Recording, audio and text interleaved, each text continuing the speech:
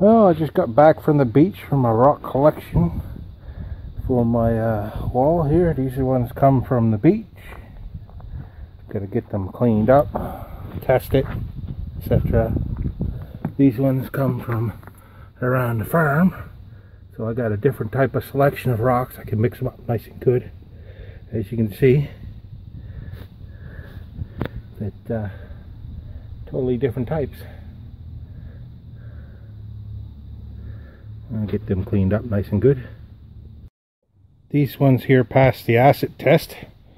Basically, one drop of that on each rock. We'll see if we get a reaction. If you do any fizzing, those few failed. They fizz, so I ain't gonna use them. Yeah, I've let them soak in vinegar for 12 hours. And then I let them soak in normal water for another 12 hours. And now I did a water change. It's on Sunday. And I got some old fish water. And I'm going to let them soak in the fish water for a day or two. Maybe let that bacteria in the fish water eat into the rocks some. Making them even safer for the aquariums. After I got all the rocks collected and cleaned up and acid tested, etc., then I went down to the local fish store because I don't know a lot of stuff about fish. I've only been in it for 8 months now. Started with a beta and then it carried on from there. It just escalated.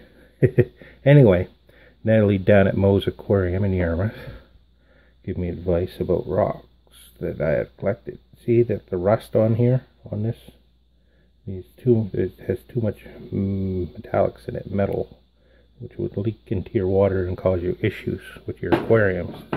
You wouldn't know what was happening, but as you can see, all these rocks have little signs of it. And oh yes, she also pointed out this one here to me. Smoothed out lava rock. You don't want lava rocks in your aquarium unless you want them there for a specific reason.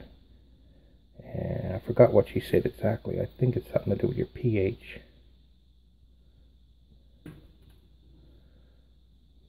See this one here, you can really tell. It is a bucket of rust. See, and that one's got like a little bit right there. And if it's got a little bit there, it's got a bunch inside, and it'll just slowly leach out into your aquarium.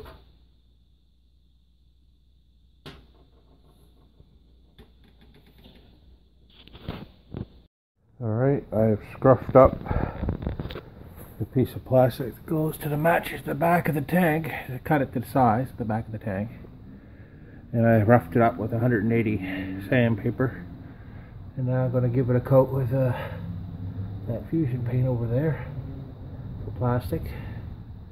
I've seen it in other people using it to paint their PCP pipe that goes into the tanks. Usually use some black.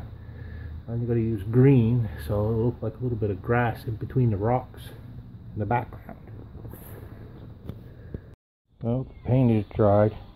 One suggestion: when you paint it, don't paint it in the bright hot sunlight because the edges will curl. So if you see here, I've flattened it out quite a bit, and it still likes to curl a bit on the edges. You put your filter in place compared to where it would go for your cover that you have, and then you stretch the plastic out along the back of the tank, and you mark the plastic where the filter goes here, so you'll know where not to put any rocks, because if you put too big of rocks in here in the back, you put your real thin ones here. That way it won't bug your filter at all. Alright, here's silicone. It says safe for aquariums right on it. We just use what is it, windows and doors, no additives of any kind. I put a little silicone on the rock here just so I can show you at least one placement. There's a couple of light marks here somewhere.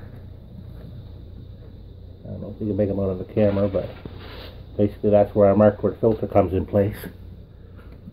And this is a nice, really super flat rock. Nice piece of slate. And you just put it in place like that. And then you take, say, another one, put a little stuff on it like that, and put it all together like a jigsaw puzzle, right? And you just fill up the whole thing. Well, I've finished gluing it all together. One little piece of advice when you're gathering rocks, try to get thinner ones and lighter ones, but good sized ones. And these little ones for fitting in between areas. See, like there's one spot here. If I had a small enough rock, I could have fit one in here, or a couple here. It's actually like there's a couple spots up there. I could have put really small ones in, but having a plastic painted green kind of makes it look alright in those little gaps anyway. And as you can see, I got a few left over for my next project. Well, always make sure that your filter is going to fit in place before you glue anything down. As you can see, it's going to look pretty good in there. Going through the glass.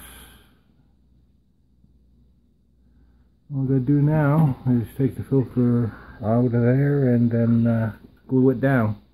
I was able to change the cover so that I could put the filter far down to one end of the tank, so I could have a nice slower end of the tank, and the rocks weren't too big, so I was able to do so.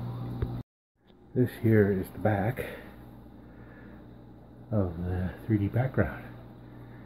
I didn't skimp on the silicone to seal it in place. Basically doubles the weight of the tank, so it makes it heavy. But if you went and got smaller rocks, like I suggested earlier, it wouldn't be quite as heavy. Well, this is where I sit in my computer chair, and there's my computer screen.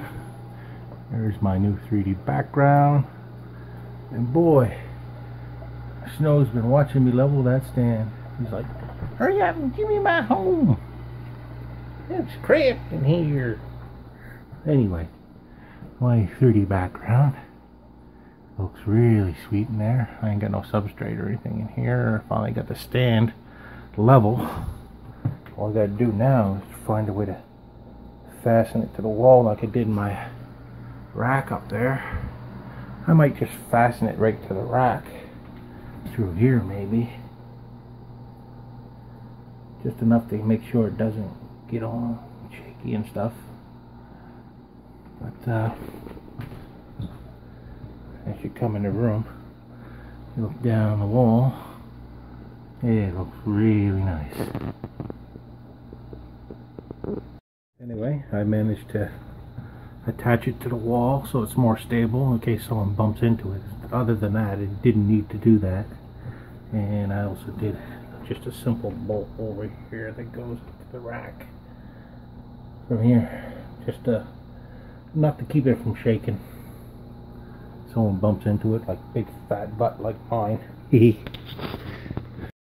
I started the tank up a little bit. I got some town water in there, but 24 hours for chlorine to get out of it. Then I'll go around all my fish tanks and take a little bit of each one and finish filling her up.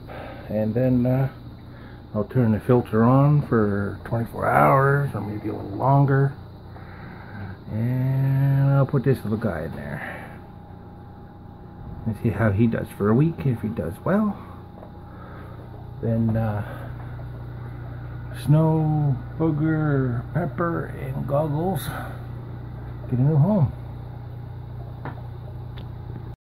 Well, I finished filling her up with tank water from all my other tanks, so for half of it there, it's good fish water in there now. Got it going, filter's running. I got some bubbles in her to clear up before I put a fish in late tomorrow. And I also put in a little bit of old filter media. I don't know if you can see it here or not, but there's some older filter media in there as well as the new stuff. So there's some small help benefit for a new tank. A lot of people do that. And it looks so nice. I finally put some plants in. Put that one in there. Buried it under the substrate there. I put that bulb there. Looks like it was starting to give some leaves again. So let's see what that does. Java fern. I plant back there. And I put a floating moss in here. Fish like to rest in it. It's good stuff. It's not like duckweed. You can easily remove it from your aquarium. And I also, as you can see, I put some air in for now. Later on, tomorrow night, when I put this guy in here, I'll use this bubble cleaner instead of the air stone. I finally moved some goldfish in. This guy's a little banged up. Maybe I shouldn't have moved him at all.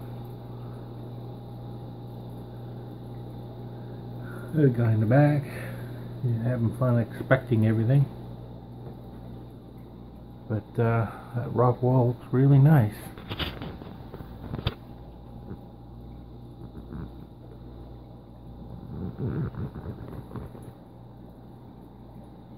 The ornaments. And I put that bubble maker in the back like I said. And it looks pretty good behind the plant there. Yeah, I'm going to keep these guys in here for a week or more. And then these guys will have a nice new home. Ain't that right, Guckos?